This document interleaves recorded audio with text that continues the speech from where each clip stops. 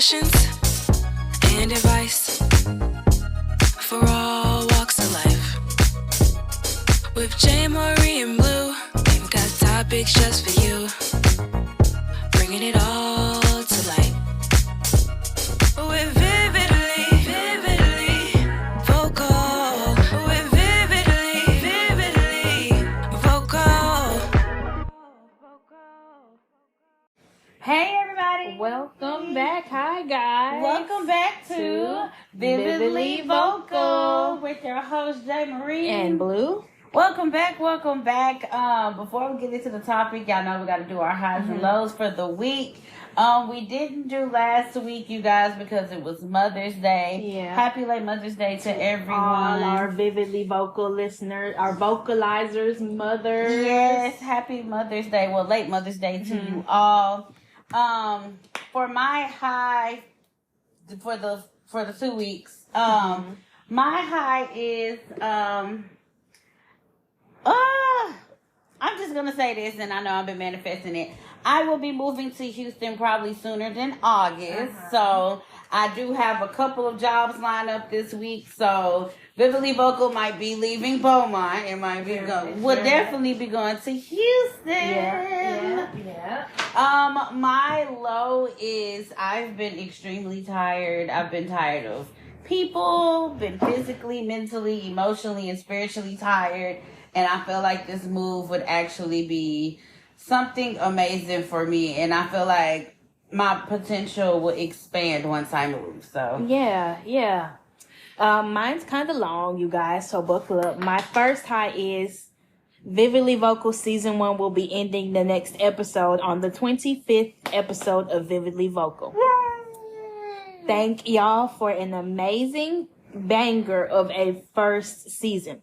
So, send in your emails right now. I know y'all be listening to episodes late. Send in your emails right now. This is within 2 minutes of the episode. Send in your emails, how you feel about this season. If you have any suggestions for topics that we didn't talk about, things of that nature. And while we're gone, I need y'all to review us. Rate our podcast on wherever you're listening, 5 stars, whatever. And tell us, you need to tell us why we're such a great podcast. So we can reach newer people. And hopefully we can come back faster and bigger. Yes. My second high is I'm moving to Houston. This is not how I planned the season to go, but as someone I listen to says, timing is everything. We didn't plan for the season to end conveniently right here. But I'm going to have to push back the launch of my YouTube channel. It's up, but it's I haven't posted anything yet with so many things happening, but I might post a little something. And my third high is I'm going to say we need to take a page out of J. Marie's book. And what book is that? Paying People Dust. Oh! Okay, me personally, I'm always ready to say something, but there comes a moment when you look at somebody who is trying you and you just have to be you're pathetic. You're below me. I would be doing you a favor by responding to you. Because some people in this world are out to distract you, to deter you from your goals and dreams, and most importantly, to destroy you. Right. But the thing is that people don't understand who God blesses, no man or rat can curse. Oh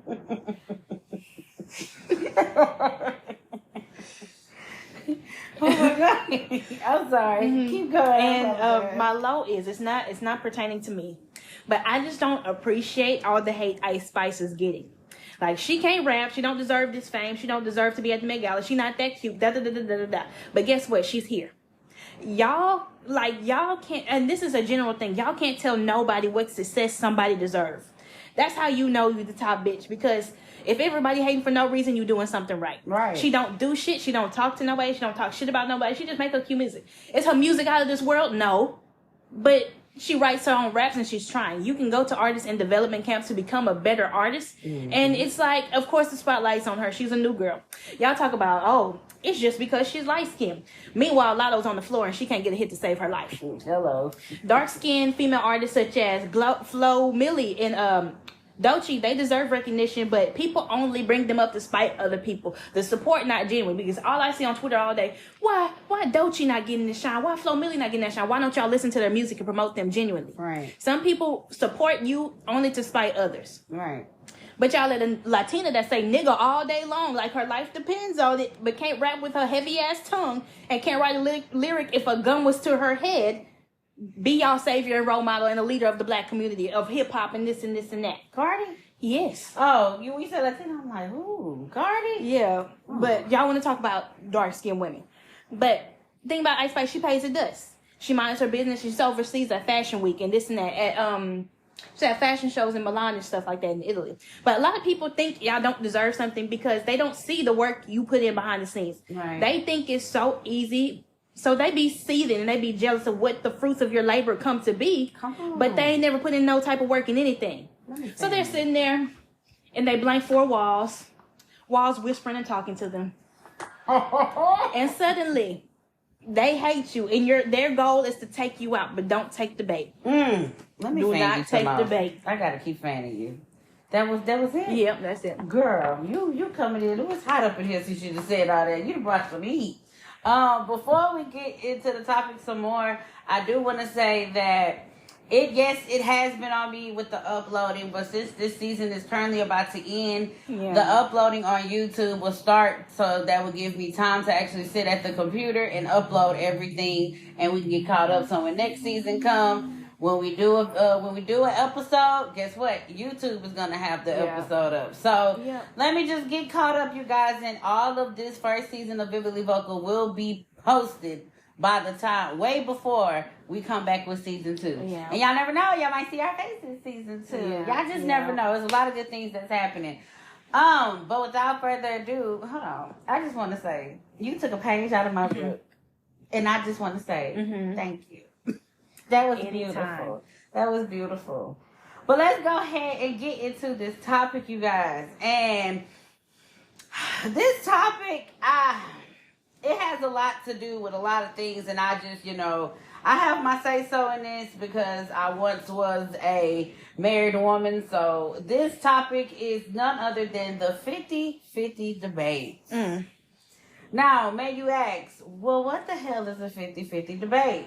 Well, my definition of the 50-50 debate is you split everything 50 by 50. Basically, instead of 100%, one person gets 50, the other person gets 50. Y'all split the bills, y'all split this, y'all split that. So a lot of people don't like that. A lot of people like to be independent, and a lot of people like to basically let the man do and say. So my question is, Miss Blue, would you rather 50-50 or 100 on your end or 100 on the man's 100 on the man end. Come on, let's talk about it. I was raised to believe a man is the provider in the household. My father and my stepfather told me, don't let no man make you go 50-50 with them, because a man who loves you is going to take care of you. They're going to find a way to take care of you. Well, I was told, I've never did the 50-50 thing. I was raised by, I'm not going to say, my mother was single, and her and my mom split by the time I was able to get of age. So, you can basically say I was raised by a single mother for a while. So what I was shown to, basically do is you're the breadwinner. Yes, you can have a man, but at the end of the day, you're the breadwinner. You're the oatmeal in the microwave, basically. Like, and he's just the juice in the icebox or some shit like that. Like, basically, you run the household, you do this, you do that. You really don't need a man, but if you want a man, he's there for you. I've never been told to let a man cater to me. Don't do 50-50. I tried doing 50-50 before, and let me tell you, that was an epic fail. It never works out. It never works out. And that was going to be my next question. Why do you feel like 50-50 relationships never work out? I don't know. I just feel like the guys who demand 50-50, they have like I don't need to provide for you. I don't need to nurture you. I don't need to do this for you. I remember a girl on social media said, I remember going 50-50 with a guy, and he had a spreadsheet of every single expense. Like, let's say y'all went to Chick-fil-A and her meal costs $7.40. He had that on that spreadsheet, and he had Venmo'd. He requested her to send him that money every single time. He kept track of it. Blue. I know you freaking. I swear to God. What the How fuck? can love grow in something like that? I hope she dumped him. I pray to God she dumped him. I feel like with the 50-50, I feel like, okay, so say you want to put him out the house. Mm-hmm. Oh, well, I paid the water bill and the gas bill this week, so you can't put me out. And it's just like, so that's what we're supposed to do, 50-50, right? Or I paid half of the bill. I don't feel like I should get the fuck out the house. And it's just like, it doesn't matter. Then it's now you're nagging and arguing with each other. And then it's just like, okay, why did we even sign up for this 50-50 debate? We'll sign up to do 50-50 anyway, because now it's not working, because you feel obligated that, oh, since I paid the water bill and the gas bill this month, I ain't getting the fuck out the house. Or we get in an argument. I paid the light bill. Cut these motherfucking lights off. To me, you basically a roommate. Why am I fucking you? Where's the benefit? Hello. Why am I fucking you then? Exactly. Like, you might as well go sit in go sleep on the fucking couch then, roommate. Like, the fuck? We 50-50 debate, remember? Go ahead and go sleep on the couch. You ain't got to sleep in my room then, roommate. Somebody, hold on. Let me say this. Mm-hmm. This is a Reddit thing. Am I the asshole for inviting my girlfriend on an expensive vacation and expecting her to pay all of her share? I make a lot more money than her. This man makes $150,000 per year. His girlfriend is a teacher and makes $45,000 per year. They went on an expensive vacation, and he wanted her to pay her whole way. You are the asshole for letting her go on that. Why do you, if you're inviting her, hold on, wait, first off, maybe I'm wrong, but tell me if I'm wrong. Please tell me if I'm wrong, Blue. If you invited your girlfriend and you knew that this was some form of expensive trip or something, why would you make her pay for her trip when you invited her and that is your girlfriend? And look at this. My girlfriend knew this trip was coming up and took on a second job, waitressing on the weekends for several months to get ready for it. We always split things 50-50 in the 2 years we've been together. There were a few times on vacation when she did not go on outings with us, wine tasting, scuba diving, etc. She would also only eat 2 meals a day, simply stating she was on a budget. My family does favor more high-end, expensive places. My parents thought it was very strange she only eats 2 meals a day, although she normally eats 3. When we got home, I asked her why she skipped out on several of the outings and only ate. Why did you skip out? Because, nigga, look, what the fuck do you mean? I mentioned how I heard her stomach growling one night and said I was concerned about her having an eating disorder. She got teary-eyed and said that 3 meals a day wasn't fiscally feasible for her. And neither were the outings that she chose not to go on. She went on 3 out of 6 outings. She said she was not expecting everything to cost so much, and she was overwhelmed. Right. She also said she doesn't know if this is going to work long term, if she is expected to go on vacations like that with people who make so much more than her. I feel bad that I did not pick up on her discomfort sooner. We did agree to split everything 50-50, and I don't know why she agreed to come if the cost was an issue. I could never. I could never be with somebody like that. Give me your thoughts. I could. Number one, he doesn't have the instinct to be like, babe, don't worry about it. He makes more than 3 times. His job is 3 of her salaries put together. I was just about to say more than that. More than fucking that. And you let this woman, you let your girlfriend you've been with for 2 years to come on the vacation trip was with his family. A family vacation, you allowed her. You allowed her to go bus tables and wait tables and stuff like that to pay her own way. And you see her on the trip, you already know money's kind of tight. And so she's eating not that often. She's on, not on the outings having fun. And it's not even in you. It's not, he don't have the instinct to be like, I want my girl to have a good time and not stress about this shit. Right. And it's not even in you to be like, hey, let me pay for your food this time. Not even that. Like, no, I could never be with somebody like that. He sounds, oh God. And you had the audacity, which, I mean, hey, you needed a second opinion on this, but you wanted to come and ask, am I the asshole Yes, you are. I'm sorry. I'm not sorry. You are the asshole. You're making 3 of her salaries put Right. together. The average person don't even touch near $150,000. No. You're the sick. asshole. You're sick. And she needs to dump your motherfucking ass because ain't no fucking way you make more than me. You invite me on this trip. I'm in here fucking starving, eating 2 meals. 2 meals, and you hear my stomach growling. You ain't gonna offer me, well, baby, you want me to buy you this? You just looking at me. Right. And then I picked up a second job for this trip. You bitch, you must be tripping. I'm sorry. I couldn't fucking do it. So, my next question is, I mean, you know, it kind of goes in the 50-50 debate thing. Right. But I'm also going to talk about the characteristics of each person in the 50-50 debate. So, true or false? You are who you attract. You are who you attract. I wouldn't say that completely because I feel like sometimes some fucked up people just enter your life. Right. But it depends on what you're doing and how you're behaving. I mean, my main thing is, are you keeping them in your life? So I feel that. So when I hear the words "you are who you attract," fucked up people do come up in your life, and I'm not saying that I'm a fucked up person, so I'm attract fucked up people, but I feel like, you know, sometimes hurt people attract hurt people. Right. And I'm not, you know, sometimes we do get in our vulnerable state, or we do get in a time where we are hurt. And sometimes we do lure a person who is hurt as well.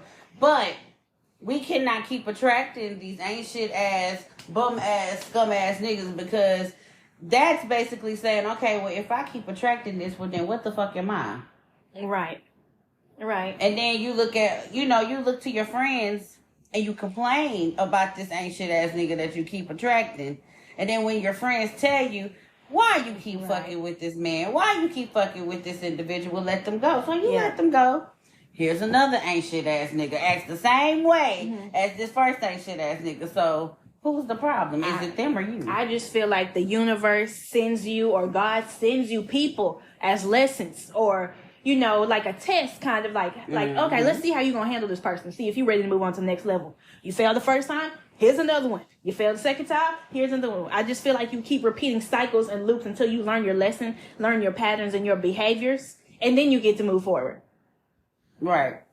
So my next question, if you and your man makes the same amount, do you believe that y'all can go 50-50 if y'all make the same amount? No, it's just the principle for me. I mean, I like that situation you just said. This man makes more than shit 3 times of her fucking salary plus more.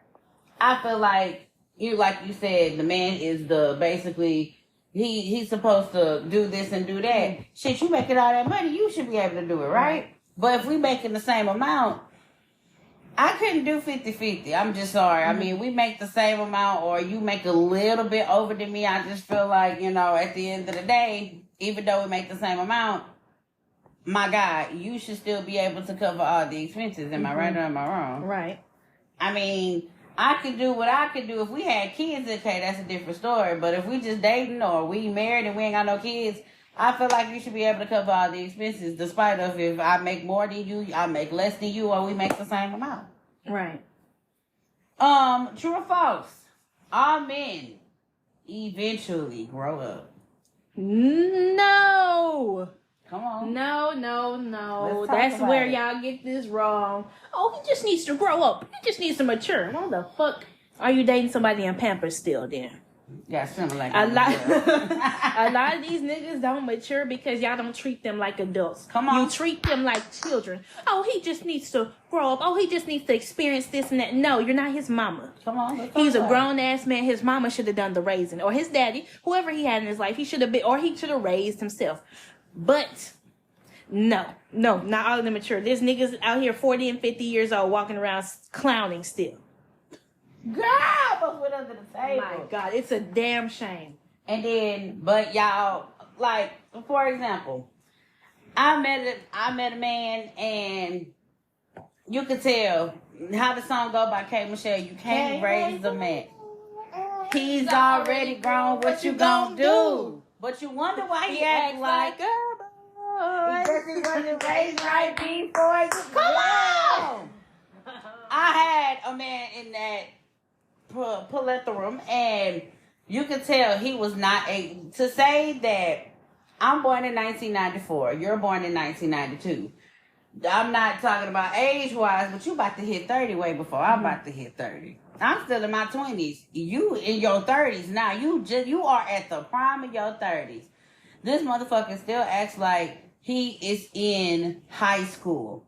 When I say fucking trying to fuck all the bitches, trying to get this, trying to get that, it was just like, damn shame. What are you trying to prove? Right. What are your goals? What do you want to do in life? Right. Like, and then when you would ask questions like that to him, oh, I want to be a rapper. Then switch it up. Oh, I want to be a comedian. Oh, now you want your CDL. Oh, wow. What made you grow up today?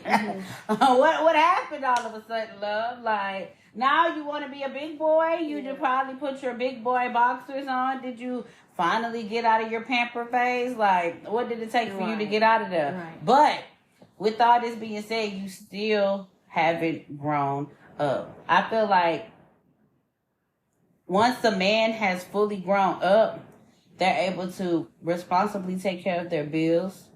They actively know how to, keep money in savings and check-ins. They, eat healthy. They do, they work out. Mm-hmm. A few other things, a few other qualities, but I feel like that's what it takes to be a grown-ass man. You know how to be responsible. You know how to do responsible things. You take care of you. You have a house to live in. You have a car. You have a job. You're taking care of your bills. You do what you want. That's a grown-ass man versus, I'm about to go live with my baby mama. I bought a PlayStation 5 for $850, but I ain't got no food. Come on. Bitch. I just bought me about 5 pairs of Jordans, but I ain't got no toothpaste and no toothbrush. Oh, I got a job, but I want to live in my car and go mooch off my baby mama. Oh, God. Deborah just fell back in her chair. She always gonna let me in. I don't need a car. I don't need a place to stay. I don't need my own place to stay. I'm gonna just go eat off her every time. I done fell back again. Oh, here's a new one.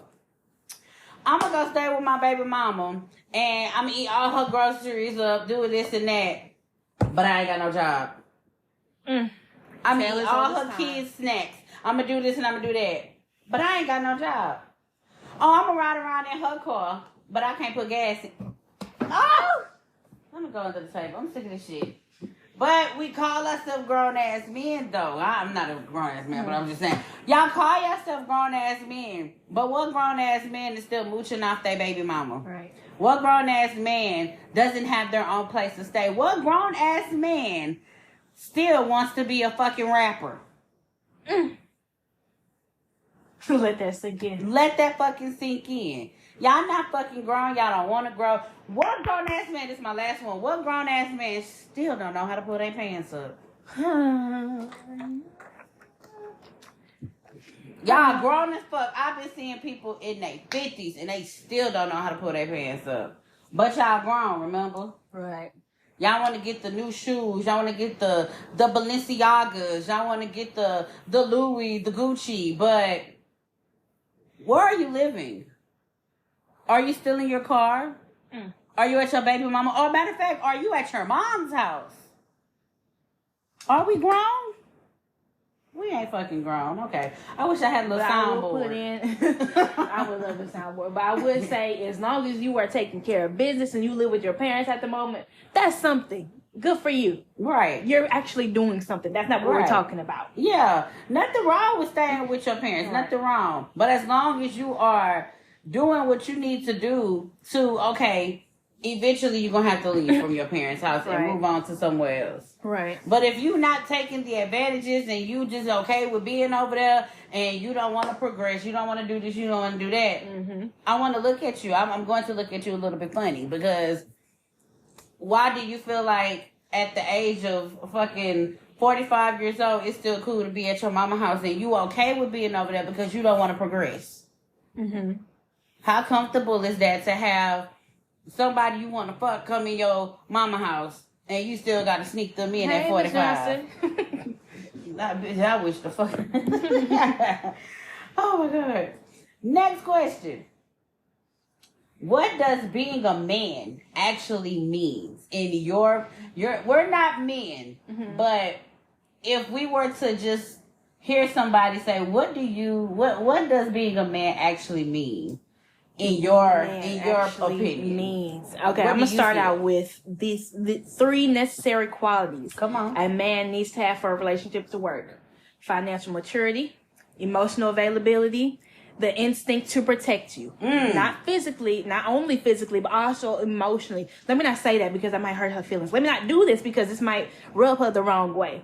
Those are 3 things a man must have for a relationship to work. What else should a man have? A man should have ambition. A man should be emotionally mature and intelligent. A lot of men think having emotions is not intelligence. It makes you weak to have emotions, but it's not. A lot of you niggas don't know how to deal with women. A lot of you niggas just say, I'm just going to say what I'm going to say. She's just going to take it how I want to take it. No, that's not how that works. You have to be gentle with a woman.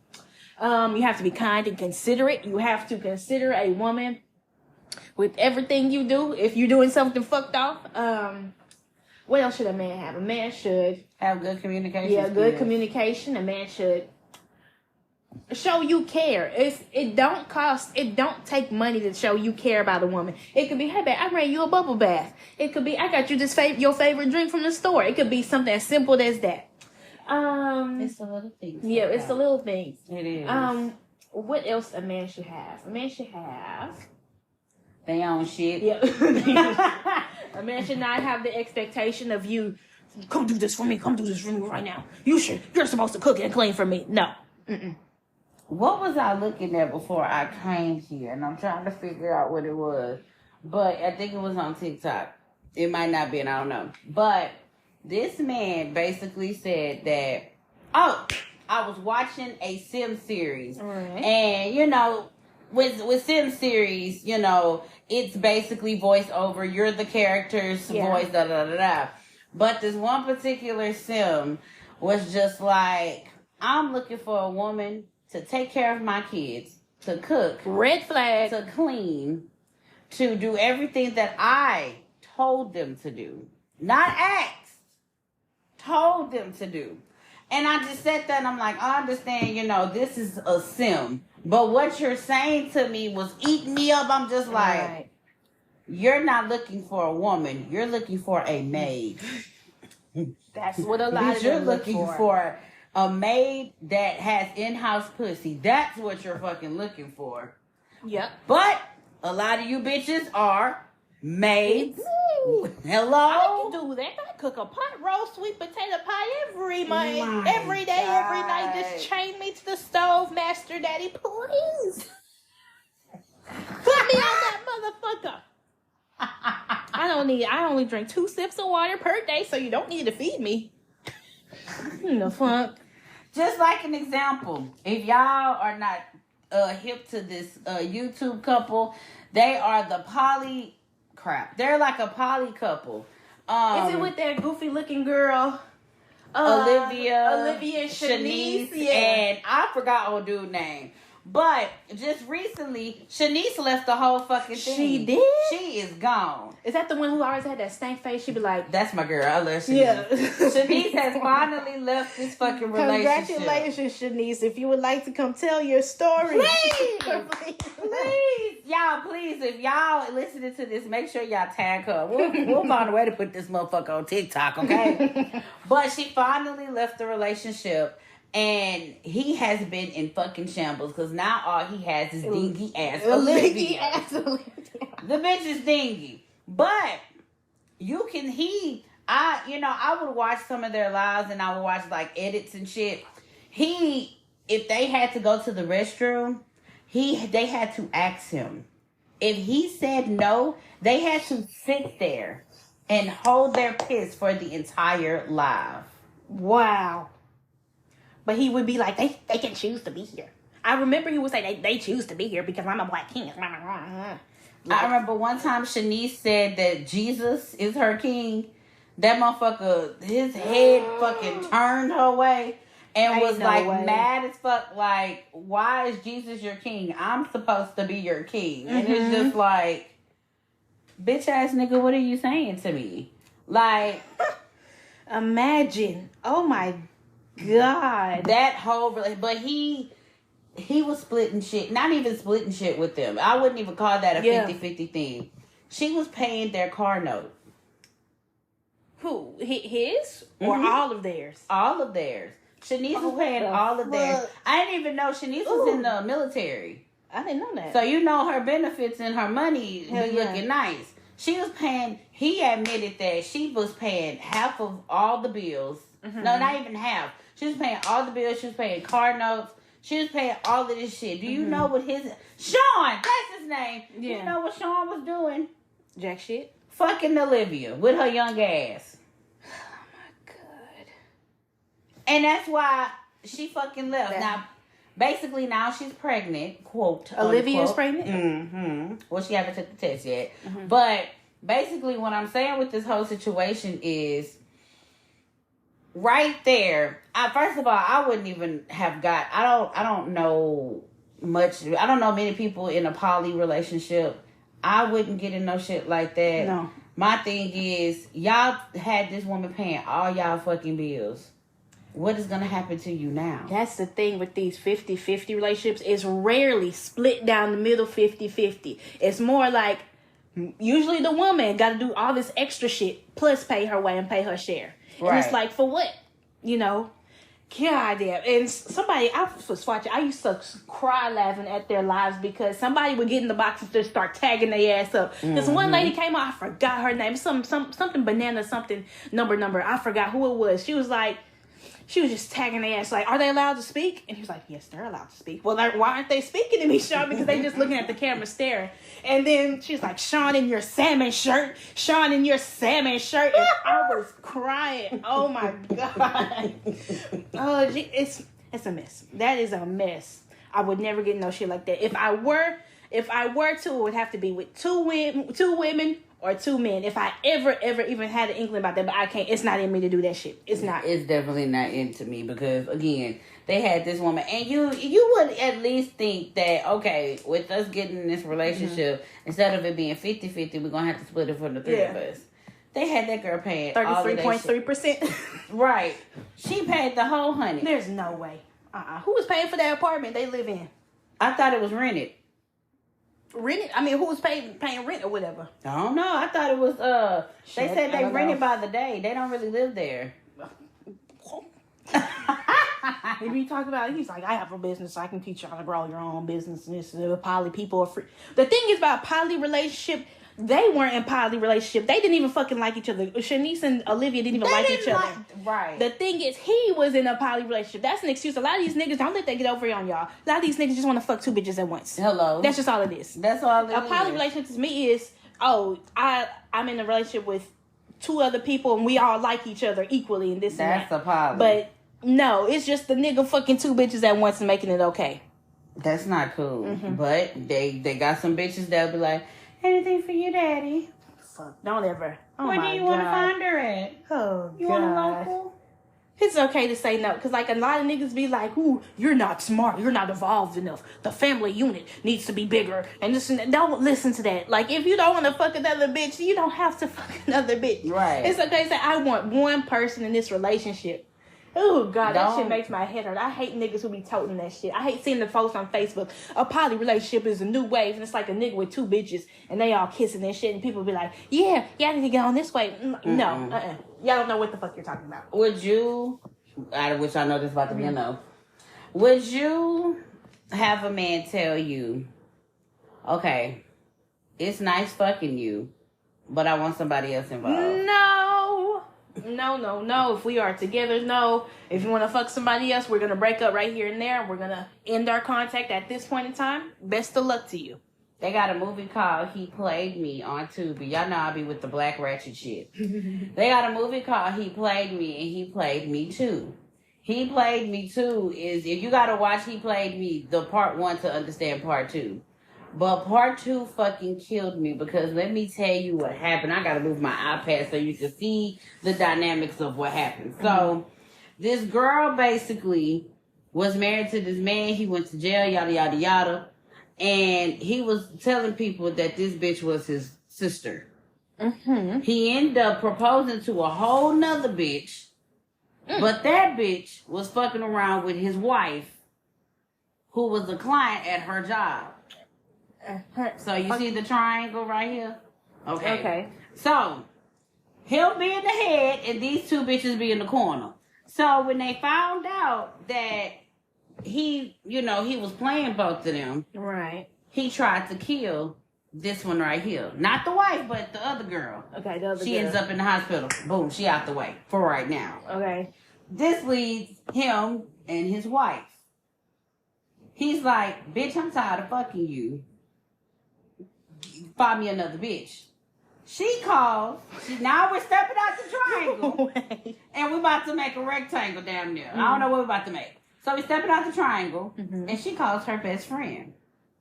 Now her best friend sound irritable like, I'm tired of fucking this nigga. Da da da da da da. Fuck around. They come home. She come home the next day. She fucking her man without her consent.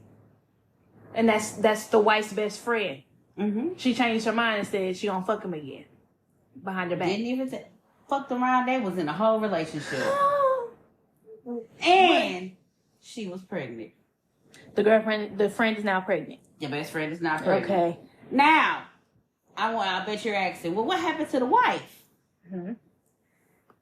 She dipped the fuck out. She was just like, fuck this shit. I don't want to deal with this shit. You can have him. By the way, he beats on his bitches. Now you have the best friend and you have the husband. He beats the fuck out of her. She loses the baby. So now it's just like, okay, she's still going back and fucking him, The wife, now he's trying to get back with the wife, have the best friend. And I bet you're wondering, well, what happened to old girl in the hospital? Well, he's stalking her, trying to kill her completely. Wait. See how these niggas just create problems for themselves for no reason? And now suddenly they want to beat on bitches and kill everybody? That's not Like, funny, nigga, you created this situation. You made it. Right. My God. So, needless to say, who was the problem in the situation? Was it him, or was it everybody he was involved with? Mind you, in the long run, this nigga had strippers. He was fucking other bitches. He had bitches coming to this girl house in their bed. But who's the problem? He is the problem, but those who are aware of his habits and feeding into it to please him are also the problem. His wife is definitely the problem because she kept bringing the bitches. Right. You basically brought your best friend into this, and you thought shit was kosher and everything was sweet. That's just like, which reminds me, I'm going to talk to you after while we do this commercial break. They had a young lady that lives out here, and that basically happened to her too. She invited this young woman in her sex life. Okay. And, it was just a one-time thing.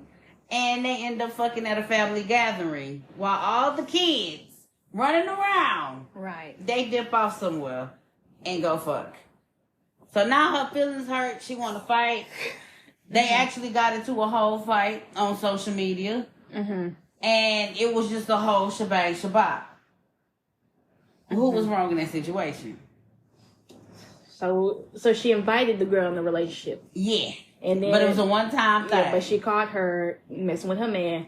Oh, no, she didn't catch her. Oh. The girl told another friend. Girl. And it came back to her. I'm going to just say everybody involved wrong. Right. Yeah, we got to hold each other accountable at this point, which she did.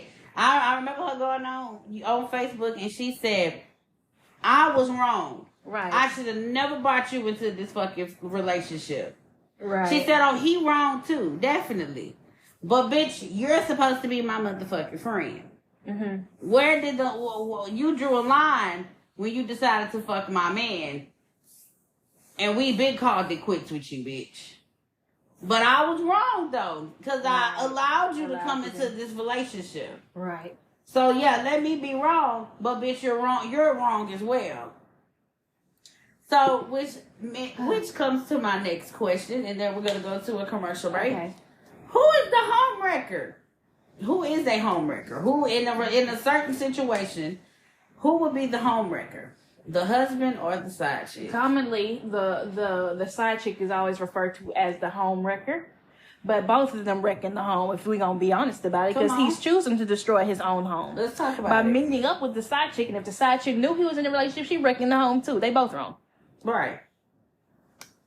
I would say, yes, I would actually agree with that.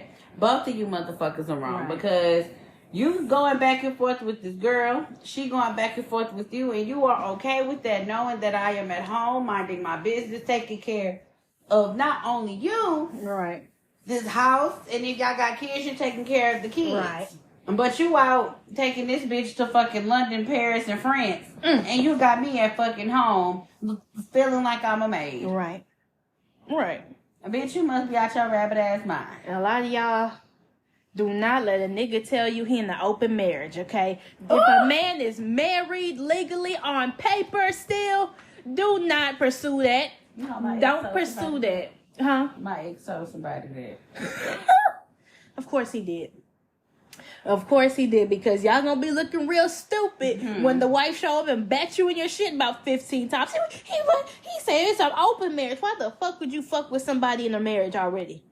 Why? No. My thing is, and you know, Blue hasn't been married, and I got married at. Let me see. I got married at the age of 15, 21, 16, 20. I got married at 23. At the age of 23. I ain't even lived my whole 20s like that because I was tied down to somebody. My thing is, and my question is, and Blue, if you can put your input in, and I would love to hear your input. Why do you feel like some women are comfortable fucking around with married men? And why do you think that married men are comfortable cheating on their wives? Ooh. Women, low self-esteem. They like, I guess some of them like the thrill of, like, quote unquote, taking somebody from somebody else. That's low scary. self-esteem, like a lot of these bitches. I took you from your nigga. They don't have no self-worth because you don't think you can find a man that's completely unattached can get to you.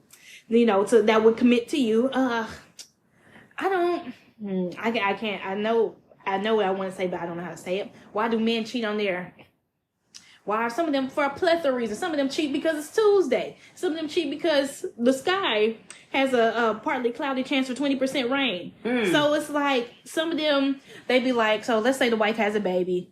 The wife's not putting their attention on the man no more. All the attention's going to the baby. Some of them get jealous as fuck and they go cheat. Right. Because they need attention. Some of them, they don't think that they're getting love no more. The wife has a baby and the wife's body's changing and she doesn't want to have sex as often, or she might look different to him and he might, you know, want to pursue somebody younger, whatever the fuck. I don't know, whoever scratches that itch for that person. I don't know. It's a variety of factors. It is. But it's never a person's fault. If they not doing nothing dirty, it's never like the woman's fault for cheating, for a man cheating, because a man a dog. It doesn't. It's not their fault. Well, unless you beating on him, that's different. But that's different. Dog ass, your little dog ass. What do you think? The I feel like women find a thrill fucking with these married men. Yeah. Sometimes I feel like they do that because they be jealous of what you have. Yep. Hear me out when I say this, because a lot of women these days, not a lot, let me rephrase that. Some women these days, if you tell them your business, or if you tell them like what's going on and it's positive, like, oh, my man bought me a bouquet of flowers. He comes to my job. He gave me $1,000. He took me on the shopping spree to Paris. Da, da, da, da, da, da, da, da. By you gloating about this, some women, not all, some women feel some type of way and they want what you have. Mm-hmm. So how can I get what you have? Easy. I'm about to manipulate the situation, and I'm gonna try to fuck your man. Okay, well, how can I fuck your man, but he all lovey-dovey with you? Easily.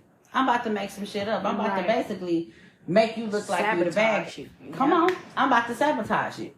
It goes from sabotage to, now this man broke it into pieces because you lied on me. Mm-hmm. You kind of sneak in. You be that comfort. Oh, it's going to be okay. She wasn't my friend anyway. I'm here. Da, da, da, da, da, da. You just swooped in for the kill. Now that's your man. Mm-hmm. But even though you see what he has done for me, doesn't mean that everything in a relationship was peaches and cream. Yep. So now that you're in this relationship with this man, now you get to see the real him. Now you get to see how he acts. Now, oh yeah, it was the reason why he took me on the shopping spree to Paris. He gave me a black eye. I had to cover it. Why? Because I can't show you that because I'm supposed to perfect this perfect image, right? Right. That's why he bought me a new car. Because he punched me in my stomach. And he made me bleed. That's why he gave me the bouquet of flowers. Because he pushed me down the stairs. If it wasn't for all of that, I wouldn't have got all of this. But now since you see what's happening, and you have it now, Merry Christmas, bitch. Now, you get to see why I got all the shit that I deserve. All the shit I got. Yeah. It wasn't because Your I turn. deserved it. Yeah, like, Step up to the batting plate. Hey, tag, you're in. Like, Thank you for tagging me out in the end. I got all this shit out of it. I got my money. I got my car. I got this and that. Thank you. Right. So, the thing is, with niggas feeling like, oh, I can step out and cheat.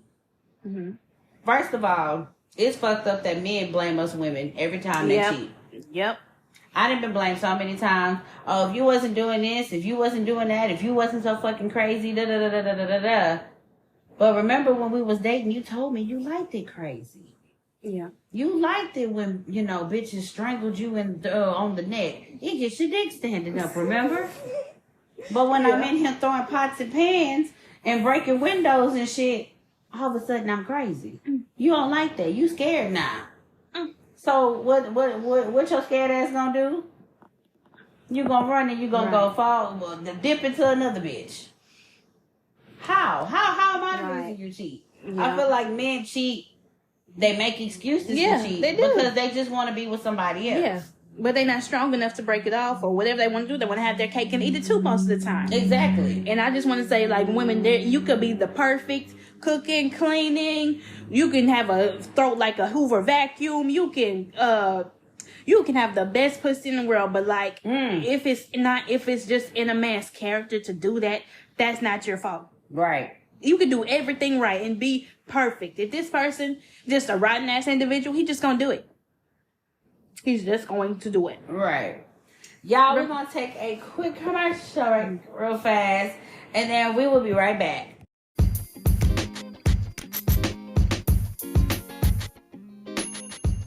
What's up, you guys? It's J. Marie, and of course, we are at a commercial break for a moment before we get back to the topic. But I wanted to let y'all know that I have a YouTube channel called Chunky the Gamer. If y'all are not entwined or y'all not subscribed, make sure y'all subscribe. Make sure when you go to the bar at the top of YouTube, type in Chunky the, not THE, but DA Gamer, and I'm going to pop up, you guys. I have so much content coming to that channel, but make sure y'all go ahead, like, comment, and subscribe, okay? And make sure when y'all get there, hit the notification button, and let me know in the comments if I sunshine from the podcast, all right? Love y'all guys so much, and I will see y'all on the YouTube channel. Welcome back. Now, J. Marie, question I have for you is it homebreaking if you tell your homegirl? This question was asked from the Nabdi podcast. Is it ruining a relationship if you tell your homegirl, let's say your man got you some flowers or a nice little purse or something. little Kate Spade, nothing too fancy, not Louis Vuitton or anything. You tell your girlfriend that, you're like, "Goo, bitch, Quan got me this today." Is it home wrecking if you tell your girlfriend that and she go back and cause problems to her boyfriend or whatever she got? Oh God. Okay, hold on. Okay, so I feel like this. What my man do for me, I mean, he just do for me. I'm just telling you to, like, oh, look, best friend, look what my man did for me. Now, what y'all got going on at home, I feel like that ain't got shit to do with me. Shit, because on the Dive Deep podcast, we were talking about men cheating on women, having sex with multiple women. Mm-hmm. Well, the point was brought up that, well, what if a woman tell her best friend her man got her a purse and she caused problems in their household? But how is And I was like, that's not equivalent. What did I say? Now I'm scared. You didn't really say anything. Okay, but you didn't really say anything, but how am I causing havoc in your household? And I'm just telling you what I got done in mine. Exactly. Did I step on your toes? Like, did you feel some type of way that my man doing something? So now you're mad. You brought it upon yourself to cause problems in your motherfucking house because your man can't get you a purse, right? Or don't want to get you a purse, right? I'm just coming to you like, how we normally talk, like, oh, best friend, look what Devontre did for me. Oh, he got me this motherfucking goddamn black Mercedes Benz outside with the fucking cream colored in the inside. So then they go home. Lashandra said, well, Devontre got her a little black Mercedes. You need to get me one too. But who caused that problem? Bitch, don't blame me. Don't blame Mr. Charlie. Goddamn it. Please don't blame me at all. I'm sure y'all know who asked that dumbass question. But that was my answer. Dumbass. Why that's not equal. That's not equal. Y'all be wanting to find stupid shit to claim as cheating. Which this is about to be another topic, because have we ever talked about cheating on this? We talked about the mind of a cheater. We did, okay.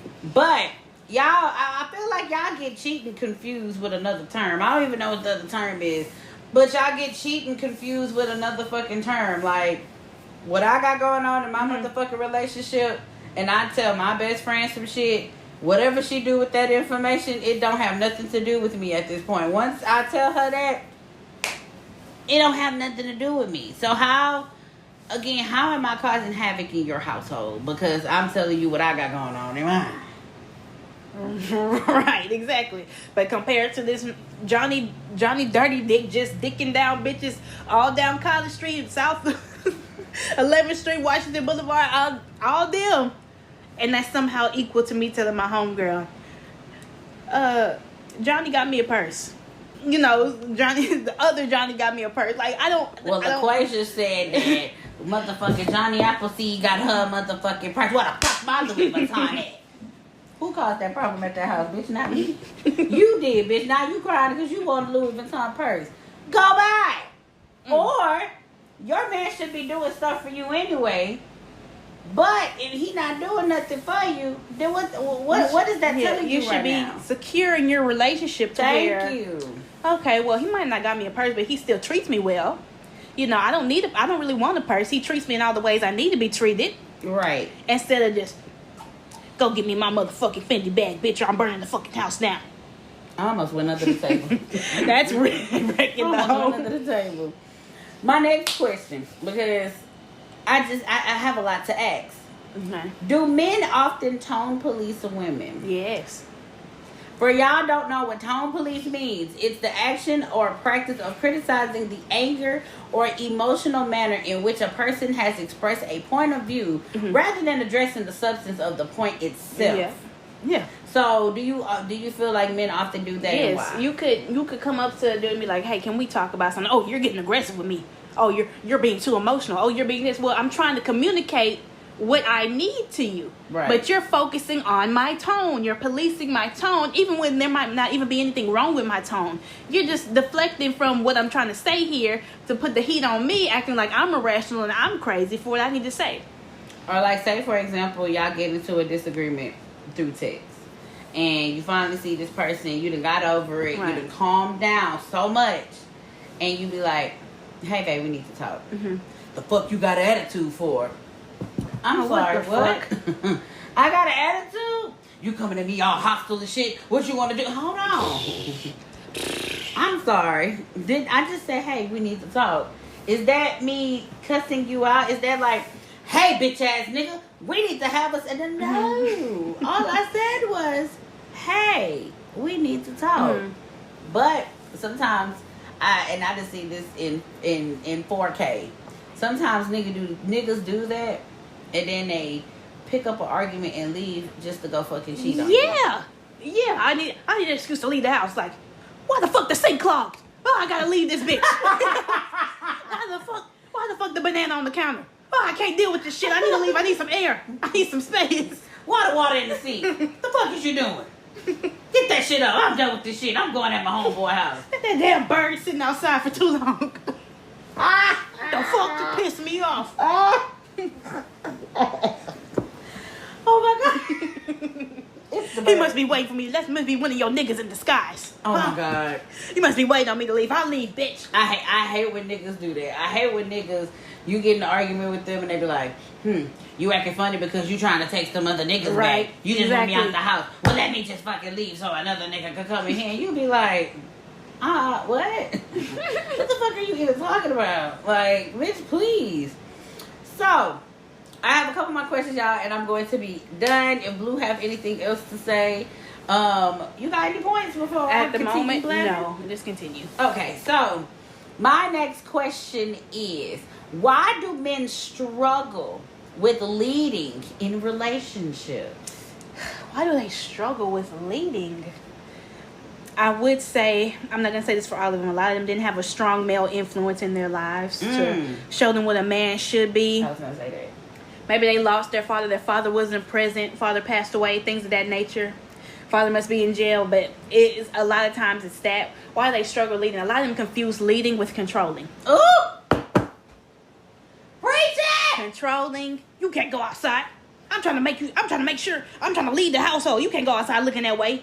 Because everybody gonna think you a hoe. I'm trying to protect the household. Oh, you can't do that. You can't tell Billy, to go play baseball. Because he's not supposed to play that. You can't hang your hair like that. Yeah. You look like a hoe. Go put something else on. Yeah. Things of that nature. Controlling, confusing controlling with leading. A lot of y'all girls fall into it. A lot of y'all girls play into it and y'all let it happen. Oh, he just said I can't see my friends because he thinks they're not good for me. That's scary. He just told me, everybody's against me. He just trying to look out for me. He's not. He's controlling you. He's trying to isolate you. Me and J. Marie watched something like this happen. J. Marie been through this. We watched something like this happen in real time. And once you tell her, hey, he's doing this. Oh, he's just trying to watch out for me. He just needs to. I know he can be a little rough around the edges, but with me in private, he's different. Don't fall into it. Don't play into shit like that. That's a narcissistic ass, controlling ass. Let's say you have a good friend that happens to be a male. You can't talk to that nigga. Oh, he want to fuck you. He just want to fuck you. But I've been friends with him for like 10 years. He just want to fuck you. So cut him off. And somehow Sally cuts him off. And it goes one by one by one by one. And he see how far he can get until she all alone. And this man is all she got left. I've been in that predicament before. And when I tell you that is the most uncomfortablest thing ever. Right. He done pushed all your friends away, and now it's just you and him. So now when it's just you and him, he able to do what he want to do. Yeah. Oh, this bitch ain't got no friends now. So say I'm in the club, and he got another bitch around. Guess what, bitch? You don't fuck with your friends no more. Remember? So I could be in the club. This bitch, I could be all out and about. And I can see one of your ex-friends and they can't tell me shit. Why? They don't fuck with you. Remember? Right. I tarnished y'all friendship. Y'all not cool no more. So how you feel now? How you feel? Ooh. Damn. Goddamn. Y'all need to watch out. Y'all need to because I hate seeing another woman go through shit that you can see it happen, because I feel like a lot of things follow a pattern. Rarely does it come out of nowhere and just okay, and he's suddenly this person, but it's red flags along the way. Right. Red flags. But y'all don't see them as red flags. Y'all see them as, oh, he's just being protective, or, Oh, he's not like that when, we're around each other. He's just doing that because he just feels like, a lot of people don't deserve my energy or some shit like that. Like, can you wake up and smell go touch some grass. Right. Please. Oh, God. I have something. Why you Go should ahead. never accept a 50-50 relationship. Imagine how life is if she just stayed single and worked on her business alone. Married 4 years. Husband has all the money in his accounts. My husband makes over $100,000. I work part-time from home and make $20,000. We split bills. He does pay a larger amount due to his wage. After bills, I'm not left with much, but can always go to my husband. That's great and all, but I'm tired of asking for money. Can I have $20 for gas? I'm going to the store. I need some money. We have a joint account that he sends me money through. Usually only the exact amount I need. It's not that uncommon for me to have as little as $20 in my account. Meanwhile, he has, I don't even know how much he has aside from a few thousand. I've asked him before if we can just put all our money into the joint account. This happened for about 6 months and then went back to him keeping most of the money. Just feels bad, man. I wish I could make more money. I recently began a new business, so we will see how that goes. I recently asked him if we can put all the money in the joint, and he said maybe. We have a great relationship otherwise. This just makes me resent him a bit. Advice, or maybe I just needed to rant. Oh, Financial abuse is a thing, y'all. it It is a thing. is. It's fucked up. Financial abuse can really, yes, they have emotional abuse, physical abuse, but financial abuse, that shit Right. can really, it can fuck you up mentally sometimes. Right, it can. The girl who said her boyfriend kept track of every single expense, let's say she asked for 2 chicken nuggets. He wanted money for those 2 chicken nuggets. Hell One day no. she had a mental breakdown and started crying. That's fucked up. It's great to have your own. Don't get me wrong. I'm not saying just give up your job and let this man take care of you. That's not what I'm saying. Keep your job. Keep your money. Because I feel like my grandma always told me a woman should always have her own to rely on at the end of the day in case things go south. But shit like that, this man has all the money in his account. He has so much money and he's holding it over her head. You're just giving some money to her like a child. Man, I need some gas money. Okay, here's the exact amount you need for gas and do not go over that. It's like he just giving her money for candy like she a child or something. Right. Y'all gotta learn the definition between controlling and leading. Leading and controlling and leading. We'll probably actually talk about that next season. I feel like that could be a good topic. Yeah, well, that'd be a Definitely. good topic, yeah. Let me see. Do I have any more questions? Do you have anything more else to read? Because you can Let find me some see. good shit over there. Let me see. One more question I do have, and I could probably be done, and we could probably go to somewhere else. Would you date a man that wanted to be No. You didn't even know what I was about to say. Continue. It's a no anyway. A stay-at-home dad No. or a stay-at-home boyfriend. The boyfriend, no. Not boyfriend. Why? No. I would say no. It's I just say not- fuck no. No. That's not for me. Of course, if you're a woman making a lot of money and that's feasible to take Hell care of your no. children, It's still if that's hell what y'all no. need to take care, if that's what you, but for me, no. No. It's a definite fuck no. I couldn't do it. I'm sorry. I mean, yeah, y'all could probably do it for sure, but no. No. But Have you ever, you said you've never done the 50-50 thing. Has anybody tried to make you do the 50-50? Or was it ever a time when you had to take care of the house yourself while a bum does nothing? Yeah, when I was married, I was full-time. I was a full-time student at Lamar University at the time, trying to get my bachelor's degree in education, and I had 2.5 jobs. 2.5. I was working at Walgreens. I was doing home health, and I also had a side job to where I would babysit. All them checks would not amount enough for the bills. Mind you, our rent was like $1,200 a month. My God. I had a car note, which eventually, I don't mind sharing this, my car got repoed. I didn't have a way around. I had to drop out of school because I couldn't get up at 8 o'clock in the morning because I would get home at 1 o'clock. I would get home from work and he would either be A, on the game, B, at a party, Or C, somewhere spending the night at a nigga house. I don't fucking know. Wherever he wanted to be. I took care of that household. I had that household sitting on my motherfucking back. He didn't have a job, couldn't get a job. I had to provide groceries in the house. I paid all the bills. He probably put like, and this is the God honest truth, he probably paid like a light bill one time. And that's because I forced him to. He never offered to help me. He tried to one time and throw a party in the house while I was asleep. Mm-hmm. But why would you do that? And I'm asleep. You fucking idiot. Yeah. The whole household was on my hands. I had people living in my house that was not my family members. It was all his. I had 5 different families in my house. I don't mind telling my story because I feel like it's a testimony for somebody else. Definitely. He would come home drunk. Sometimes he would tell me to call off of work, or sometimes I was too tired to go to work. And when I wanted to call off, I couldn't because we had bills to pay. I would have to ask my mom to come pick me up to bring me to work. I would have to ask my stepdad to come pick me up. Sometimes I would just walk to work because I lived right up the street. I would be physically tired. I had to pick up shifts. I could have been, right now I would have been in my junior year in college. And I had to give it all away because I had to provide for my household. And it's fucked up because, mind you, I'm in my early 20s doing this. Right.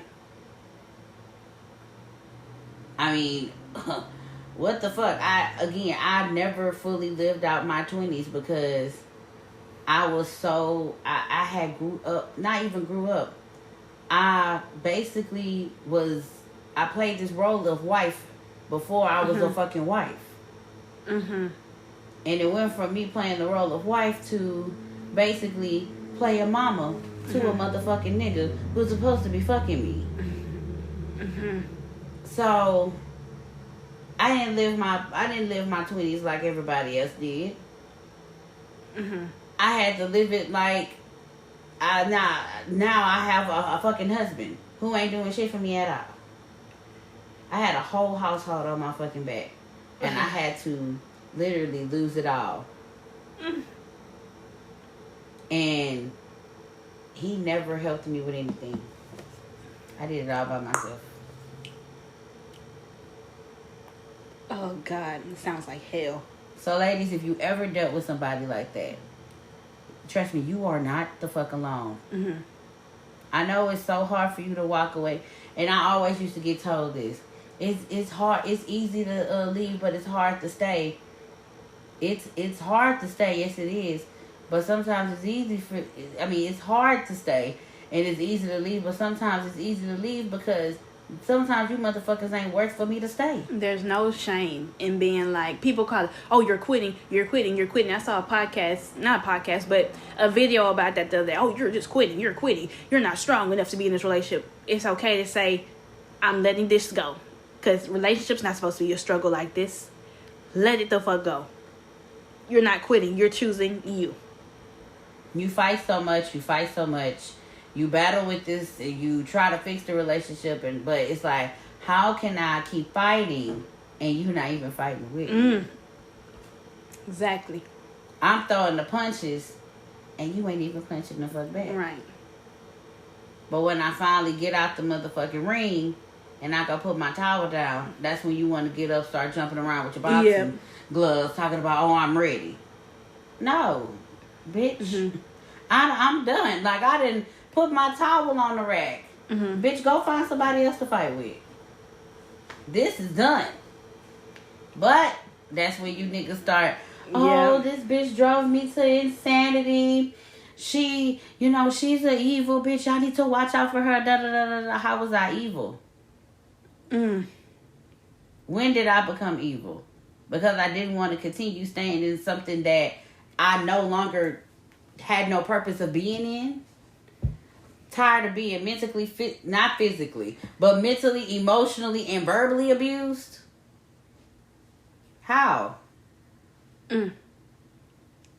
It's fucked up. Fucked up. So to answer your question, hell yeah, I've been in some shit like that. And I never would want to be in a relationship that I had the whole household on my shoulders. Right. Because it's a lot. It's a lot. I can't always say females are stupid because they took care of a nigga. I can say that because I did it. Mm-hmm. And I knew I was stupid. I said to myself every day, you are stupid as fuck for what you doing. And I still kept doing it. So, I got the right to call half of you bitches stupid because I done did it before. Mm-hmm. That's my opinion. I mean, I done walked y'all shoes before. And I feel like my testimony should be a lesson for y'all. But sometimes y'all don't want to listen to that. Y'all want to do what y'all want to do. Right. Exactly. So it's like when you ask somebody for advice and they've been through something that you are currently going through, and they tell you the steps. Mm-hmm. The question is, are you going to take heed to it? Exactly.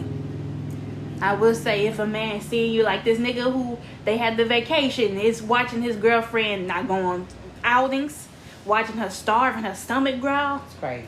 If he is not moved to do nothing for you, I knew somebody who was pregnant, working her fingers to the bone. She out here running orders on DoorDash and shit to the middle of nowhere by herself. Her car broke down. Did that nigga come get her? Did he feel moved to come get her? No. No. He didn't feel moved to say, sit down, I'ma go find a job while you care for our grow our child. If a nigga not moved to do nothing like that, then he not the one. He's not the one. Right. A lot of women feel like, well, how do I like justify why I deserve to be taken care of? You don't have to justify it. You don't have to plead your case or nothing.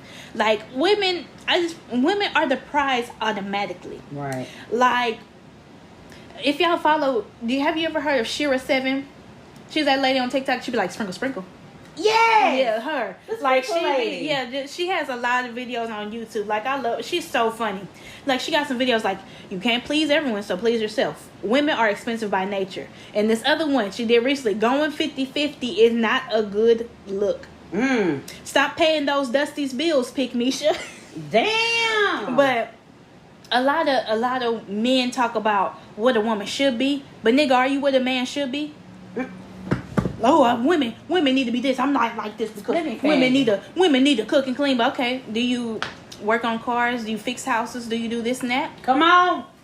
Like, a lot of women don't ask for much. A lot of women don't ask for shit. Like, I remember all women just say, I just want somebody to listen to me and be there for me. And a lot of you niggas can't even do that. There's a saying that said on Twitter, I once asked for a nigga for nothing, and he ain't even have that for me.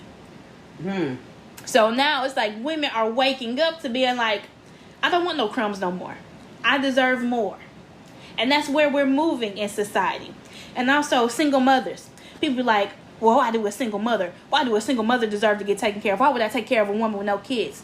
Some of these niggas out here are ready to play stepdad for you. A lot of single mothers, y'all are not used or quote unquote damaged goods.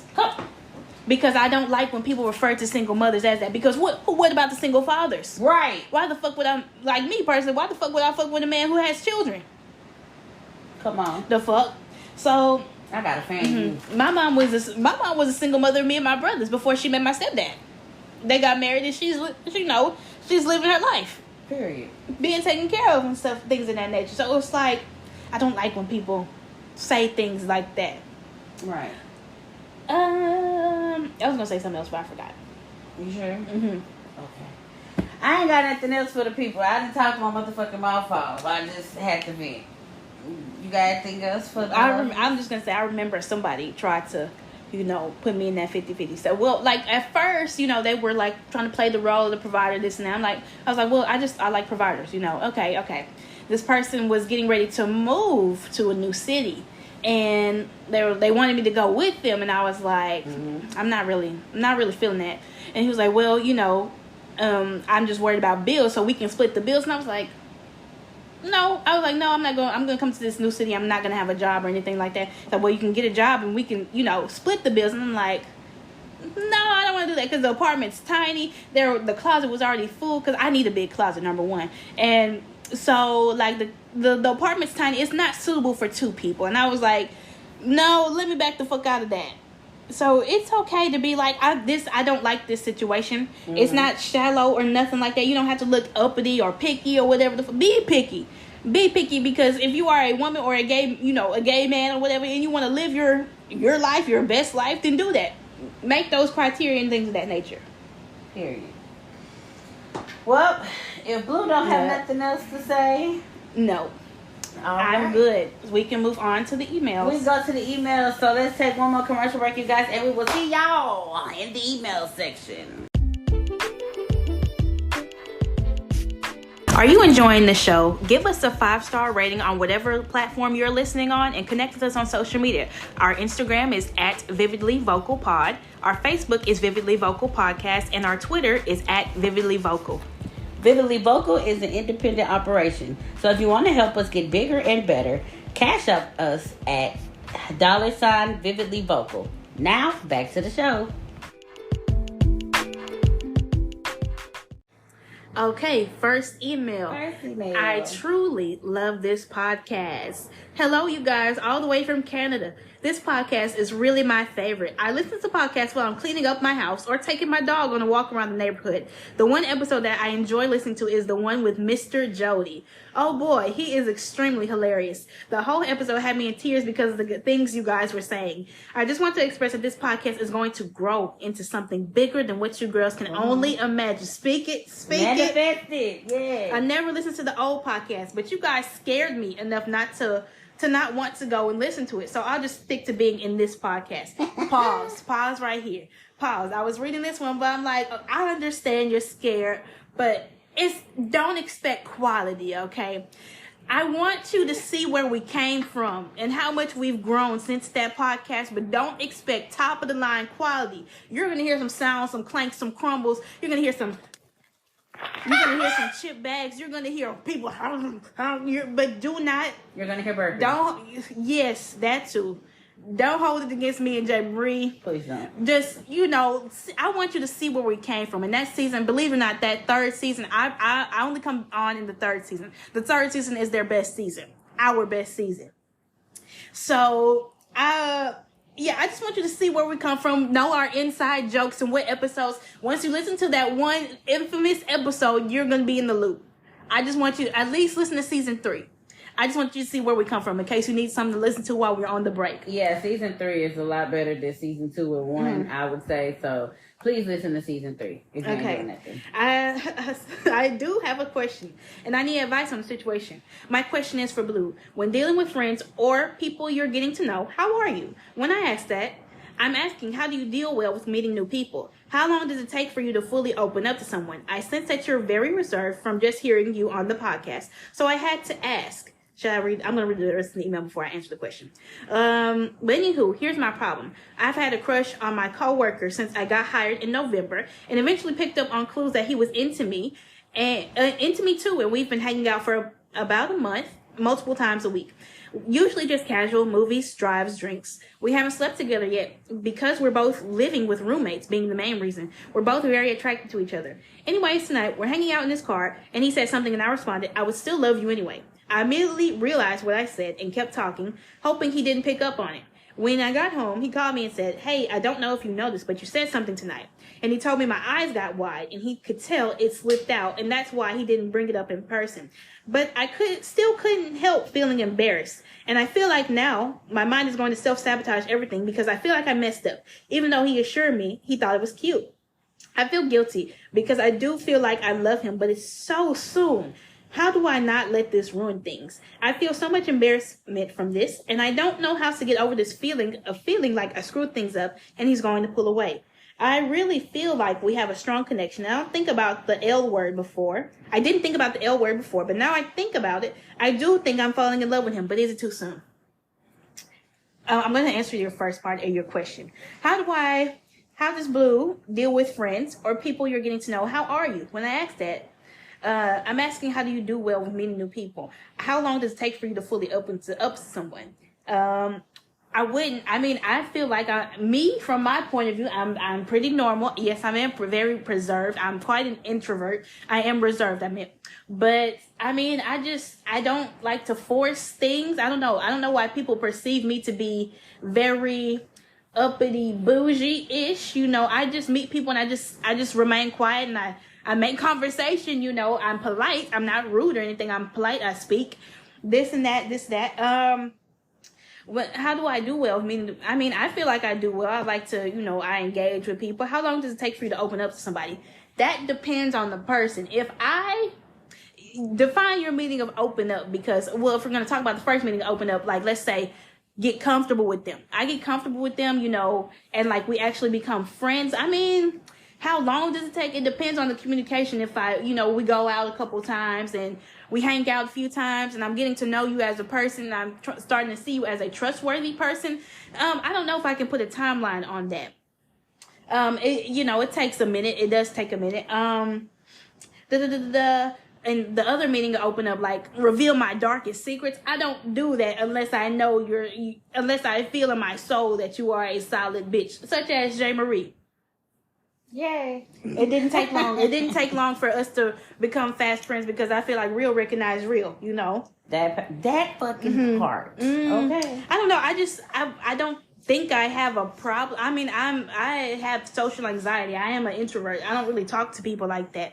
So, I mean, I guess you could say it takes a while. Some people take that the wrong way as me being stuck up or this and that. I don't know. It's just the wrong people that get that vibe. But people who are meant for me, you know, they're okay with it. They're cool with going through the process of getting to know me. Right. But your second part, Deborah, what do you think? So her question is, hold on, because I got to reread it from okay. How do I not let this ruin anything? Because you said the L word too quickly. I mean, love is like, you could love somebody as like, you know, I got love for you. Or you could be like, you know, I love you as in you have actual feelings for them. So by reading this, you've had feelings for him and you just slipped up and said, oh, I love you. Mm-hmm. Now, I mean, I always say this, and you know, sometimes it leads to wrong things. Love is blind. Don't get me wrong. People do say I love you very quickly as well, because sometimes you can't fight those emotions. Sometimes you can meet somebody and the conversation is going so well at the time, and sometimes it will slip up and you'll be like, oh shit, I love you. And then you got to think about it and be like, fuck, I didn't mean to tell you that right now. I will say though, don't move so fast. Yeah. Because that's what I was going to say. If you move too fast, everything around you is going to start moving too slow, and it's going to seem as though when you said I love you, from there it's going to y'all go into a relationship, and now, oh, we're getting engaged, oh, now we're getting married. Everything starts moving fast. Mm-hmm. And then when you get to that peak of, okay, what happened? Or y'all get into some form of argument or disagreement, or you finally see that this person is not who you expected them to be. Yeah. It's just like, where did I go wrong? Well, first off, we moved too fast. Instead of us taking baby steps, we end up taking these big giant leaps, and we leaped so much to where we leaped out of our control. Mm-hmm. So it's like now you're stuck in this predicament and you don't know how to get out of it because you leaped too much into it. Right. So I would say, you said that I love you and you think you are falling for him. I feel like it's too soon. I honestly do. I feel like you are moving too fast. Please take your time with this. Do not rush it. If he feels though, as you know, he wants you to rush it, that should be your red flag right there to be like, okay, well, maybe we don't need to continue this relationship on because, yes, I love you. Well, yes, I am falling for you. Yes, I did slip up and say I love you. Yes, those feelings are mutual and that's how I feel. Right. But let's take our time. Let's get to know each other a little bit more. Yes, I work with you, but let's get to know each other outside of work. Yeah.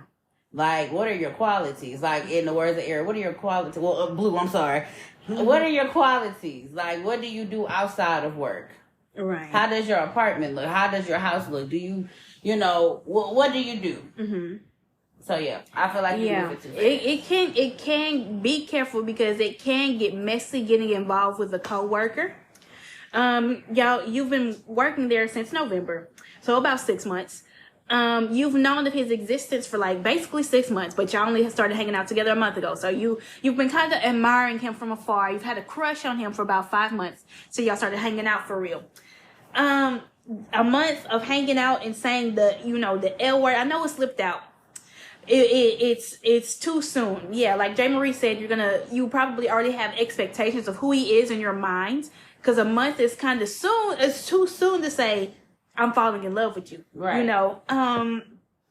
How do you not let this ruin things? Try to have it as water under the bridge. Just, not to say distance yourself, just kind of have a more level head. Have a more practical, way of thinking. Like J. Marie said, what's your qualities? What do you do? Look at him as a person rather than your crush. You know what I mean? But I hope it works out for you. Just be cool. Be yourself. Don't sabotage yourself, because right now, as it seems, it hasn't ruined anything. Just take it slow. Just, dial it back a little bit. Mm-hmm.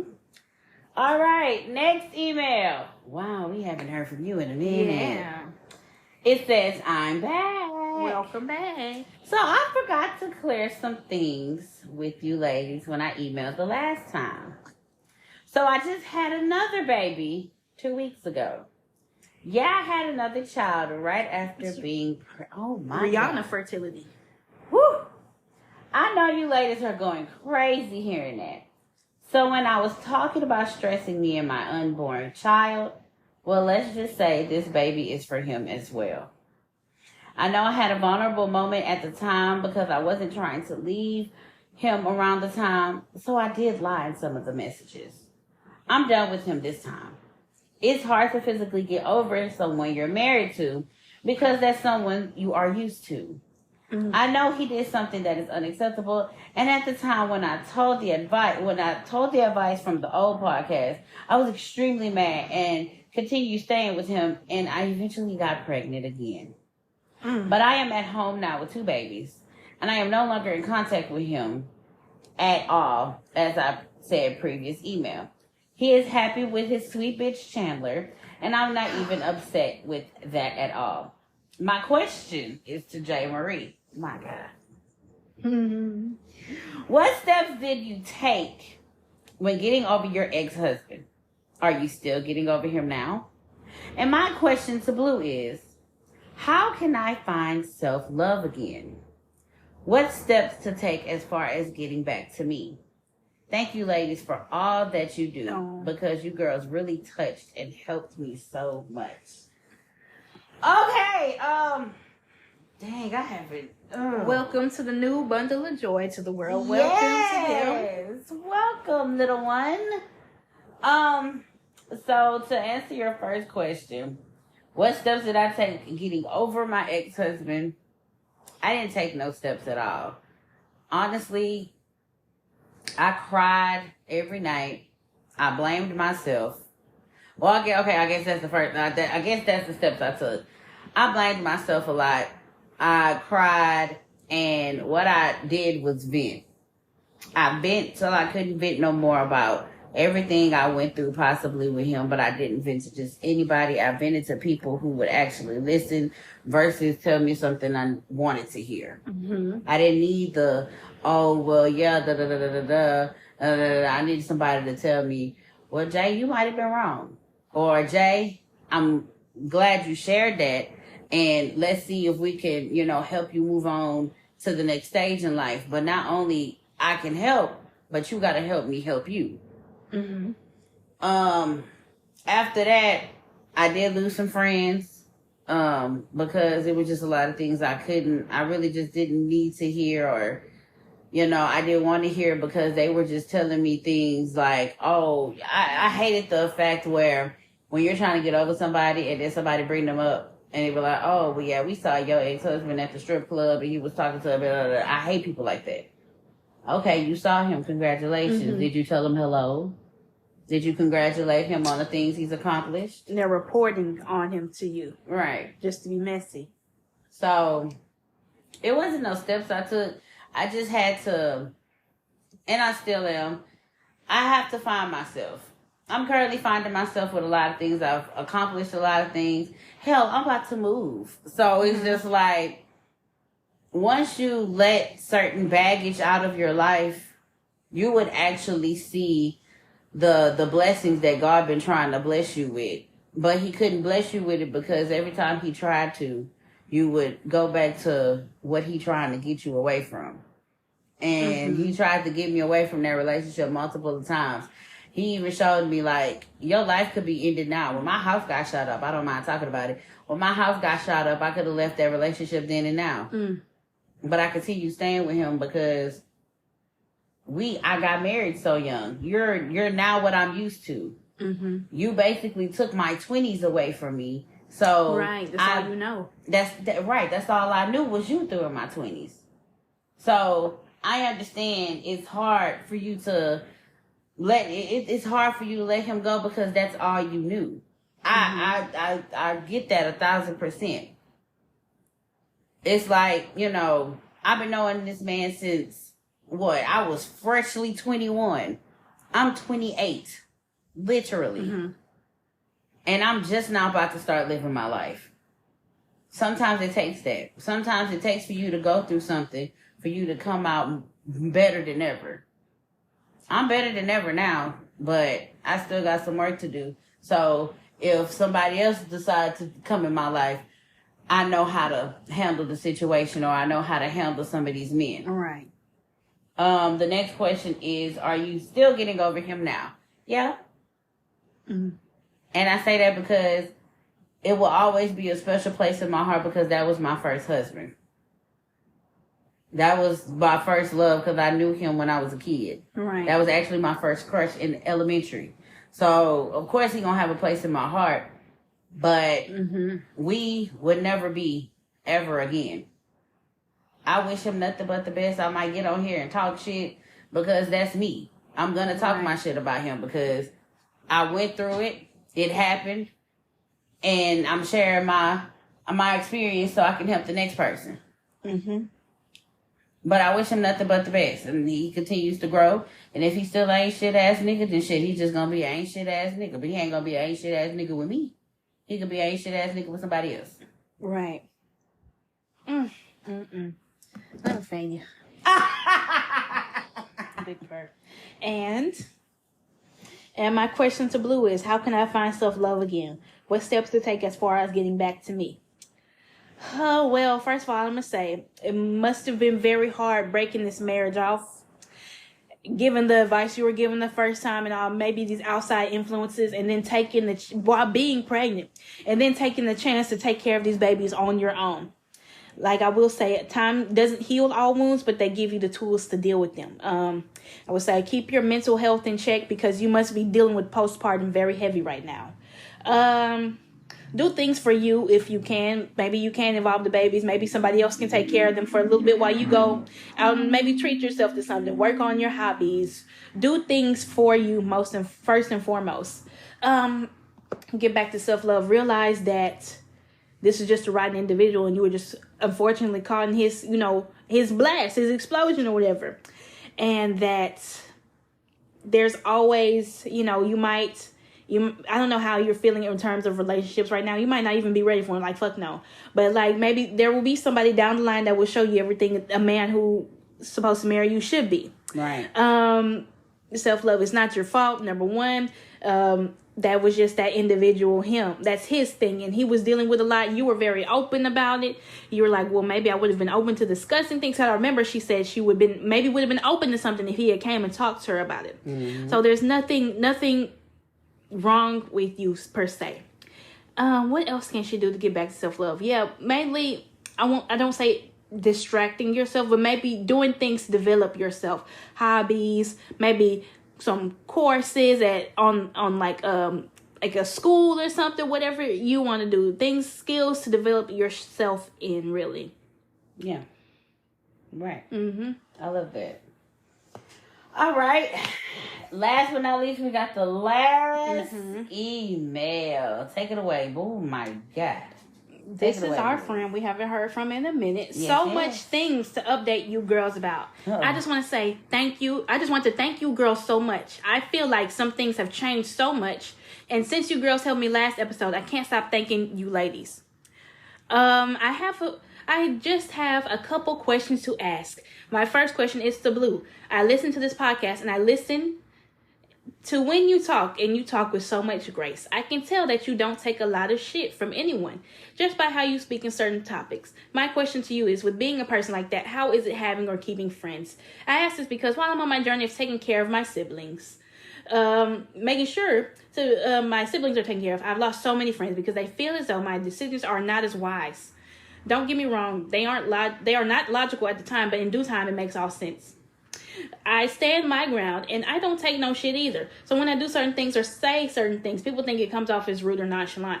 So my question is, how do you manage having friends? How do people take you as?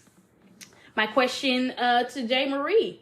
My question is, with having those toxic friendships and relationships that you were in at the time, what did you learn from it? I'm asking this question because as I've been listening to the podcast and also to a few others, I feel like that toxic relationships and friends are something important to discuss. And I myself have many stories on a couple of toxic friendships and past toxic relationships, which has led me to start a book on coping with toxic relationship traumas. I haven't named it yet, but it's in the works right now. You ladies have inspired me to start on another book. Oh, wow. I will definitely make sure to put in that book that Vividly Vocal is the inspiration for my next book. Let's go. Let's go. Thank you. You need to tell us when it comes out, because I will buy a copy and I will read it. Seriously. Maybe we can promote it. Maybe if we feel like it, maybe we can bring you up and you can discuss your book and where you come from and your story and things of that nature. We'll set you up. For sure. That's beautiful. Thank you so much. This isn't the whole email, but before we go further, I'm going to answer the first part. My question to Blue is, being a person like that, how is it having or keeping friends? How is it for me having or keeping friends? I mean, I wouldn't say bad or hard. I mean, I'm just the it is what it is type of person. I've never been a person that has so many friends. I've always kept a small circle of people, because I realized you can't, when I was like, ever since I've been little, you can't rely on everybody. You can't trust everybody with this and that. Not everybody, can come with me on this journey called life, Has this, while I'm on my journey of making sure me and my siblings are taken care of, I've lost many friends because they feel like my decisions aren't wise. In due time, it makes all sense. It all makes sense. I stand my ground. I don't take no shit either. So when I say, how do you manage to have friends? Sometimes is if you just have to be like, as long as I'm not hurting nobody, I got to do what I got to do. Right. None of them are making sure them kids are fed but you. Right. You have to make sure them kids are fed, clothed, and bathed. That's your responsibility. And no matter what you do, as long as you're not hurting nobody, I don't see the problem. Right. I don't see the problem. And if they have a problem with it, they can leave. Sometimes I've just learned to accept I can't control everybody's reactions to me. So I just have to be me. Otherwise, what's the alternative? I just have to please everybody else, and I'm not pleased at the end of the day. Right. I can't, you can't control other people's reactions to things. And if they just feel like, oh, so-and-so, she's just a riffraff, then go on about your business. Leave me alone. Right. People think it comes off as rude or nonchalant. Me too. Man, how do I manage having friends? I mean, I take care of the friends that I do have. How do people take me as? People take me as, I don't know why, just according to the lens of J. Marie, the information J. Marie has gathered, a lot of people just take me as this bougie, they don't know how to take class. They don't know how to take me.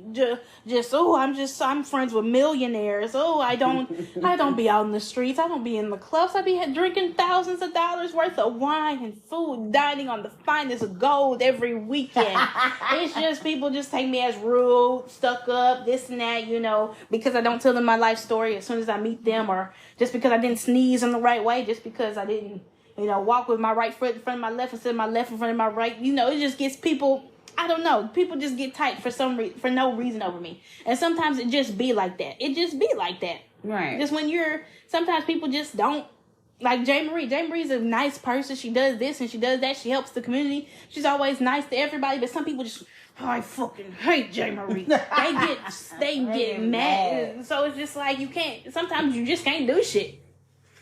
To answer your question on my end, you said with having those toxic friendships and relationships that you were in, what did you learn from it?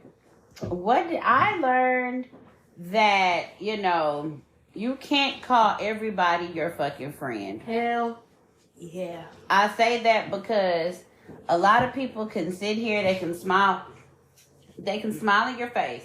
They can be like, oh yeah, that's my sister, that's my cousin, that's my best friend. Like, yo, you know, we locked in for life. And meanwhile, they can literally be preying on your downfall. Yep. Don't get me wrong, I'm not saying all the people that I have encountered are like that, but I have encountered some, and they know who they are. I'm never gonna put a name on it because it's just like, what am I to gain for putting your name out on it? You feel me? Yeah. If you know who you are, like they say, if the shoe fits, please wear it. Please, I'm telling you, wear it. What else I learned from it? Relationships wise, as far as being in a toxic one, just because they say they love you don't mean they actually love you sometimes. People will love you and support you when it's beneficial. Ooh. I won't forgive, I won't forget, but I'ma dead the issue. Soon as the other niggas' lives, when they start to miss you, they say you're doing good. Now it's kind of hard to diss you. Niggas be sick when they remember all the bad they wish you. Yeah. Niggas be mad when they can't come and live lavish with you. But I spit off in a Benzie. Yeah. I see the envy and I'm causing a frenzy. Y'all see me? I got a family. So I pop pills for them, cop cribs in the hills on them. Shit. Pills and potions. The fuck. But yeah, Nikki said it the fuck best. I'm going to jam that song when I get home. Hell yeah. Dead ass. But being in those relationships and friendships, it taught me to, you know, not every I love you, not every yeah, I'm gonna be there for you. Sometimes the words they say are invalid. You really gotta meet people that actually gonna sit there and they gonna rock with you and they gonna fuck with you. Like I said last episode, a lot of people be thinking I be kissing blue ass. No, it's not like that. In our reality, me and her, we get each other. Yeah. We have a solid ass friendship, and a lot of people can like confuse that with ass kissing when it's legitimately our bond is tight. Right. Me and her don't even have to talk every day. She know where I stand with her, and I know where she stand with me. We gonna forever always be locked. So I mean, that's what I learned from that. But to continue the email, continue the email. One more thing. Have you ladies thought about doing a book or a storybook or a TikTok about that young man you ladies speak of? I know a lot of Looney Tunes out here that I've encountered, and the stories you guys tell are very interesting and funny. I think you ladies should invest into doing that. I have a couple about him. I have a couple TikToks about him. I need to get back to it because like TikTok, now you can make a TikTok 10 minutes now. Like now I have the time to lay out a story about the shit he does because there's so many layers to the story and background information. But yeah. To make a book about him, I mean, shit, I'm down. Yeah, maybe. This book's gonna be long as fuck. It's like, where do you even start though? With that? I know a lot. I think okay, but the advice I need is this. So after dealing with the old guy and his desires, I finally had a face-to-face encounter with one of the men that he wanted me to fuck. Now he doesn't look like he could be gay, but he looks extremely handsome. And when I say that he is loaded with money, I mean it. So while we are basically having a small interview before we get right to it, the old man says he needs to go grab a couple of things that will be accommodated for the fucking session. So he left me and his friend alone. The guy turns to look at me and says the old man has been talking about me for a week and showing pictures of me, saying that I was beautiful and that he needs me. But he wants to have me as well. He's not old at all. He is really handsome, like I stated earlier, and he's very attractive. He said that after our session, he wants to take me on a date and show me what I've been missing. I don't know what to say, but before I could say a thing, the old man walks back in. A few minutes after that, the session begins. That man fucked me so good, and I cannot stop thinking about him. He was pleased with a lot of things that I could do. I was shocked at the positions he had me in. I want you in 7 positions for 70 minutes. What do I do, guys? Should I take this? Wait. Hold on. After the session, he gave me his number in privacy and told me to call him when I'm ready for him. What do I do, guys? Should I take this man on his offer? Do I keep doing these things with this old man? I need help. Take his offer. Take his offer. Take it. I think go on the date, see if you like him. Keep a clear mind. Keep an eye out for red flags. Now, do he know that, you're taking care of your siblings? Is this basically like a swap situation? Like, hey, come live in my house with your siblings and y'all can be taken care of? Yeah. No conditions, no questions asked. Like, I don't gotta fuck nobody on recording, anything like that, That's so horrible. Like, if he gonna take y'all in, go for it, but be careful because I don't want it to be like a Christian Grey type thing. Right. Like I don't know, but I would say go on the date at the very least. Get to know him. Explain, lay out your situation. Be like, I'm only here because this and that, and this and that, and this and that. And if he can help you with that, and he is loaded with money, he can get you set up in an apartment. No, like just say my only condition is I want my siblings to be taken care of, and that's it. Right. And I agree with that 1,000%. Well, I'm glad things are looking up for you because I didn't know how I felt about this old man shit because I don't know. That shit, I ain't gonna lie. I was waiting on her to message back. I'm like, Lord. Yeah, and then if this man taking care of you, you can focus on writing your book, Right. Shit. Come on. Take the opportunity and run with it. Yeah. But, you guys, that's actually going to be the end of this. Y'all, this was so good. This is a good I episode. actually enjoyed this, y'all.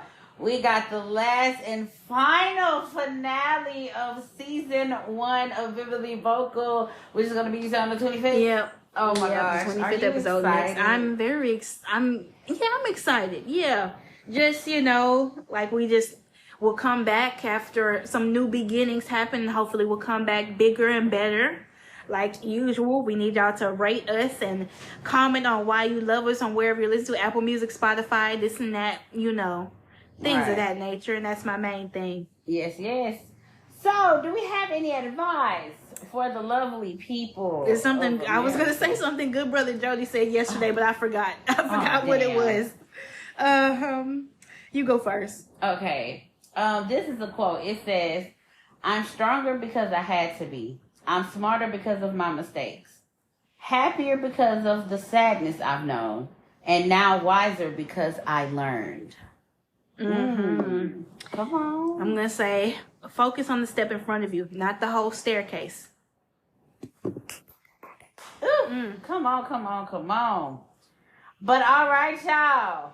That's going to be it. Oh my goodness, this was so Send in good. your emails. Yes, Send in your send them in, emails. please, y'all. Go crazy. We gonna read every single email Suggestions, whatever y'all Yes. want to say. for sure. Comments on how our performance has been. For sure. And then right after that, be expecting YouTube to go crazy because Yeah. I'm going to start finally putting all the episodes on YouTube. Yep. So Hell yeah. be on the lookout for that. So when season 2 come out, we're gonna be right on time, okay? Yeah. But that's it, you guys. Yeah. This is J. Marie. And this is a blue. And I hope y'all have an amazing week. And we Me will see too. you guys on the 25th. 25th episode. Yes, we'll see y'all in the 25th episode. Bye. Bye.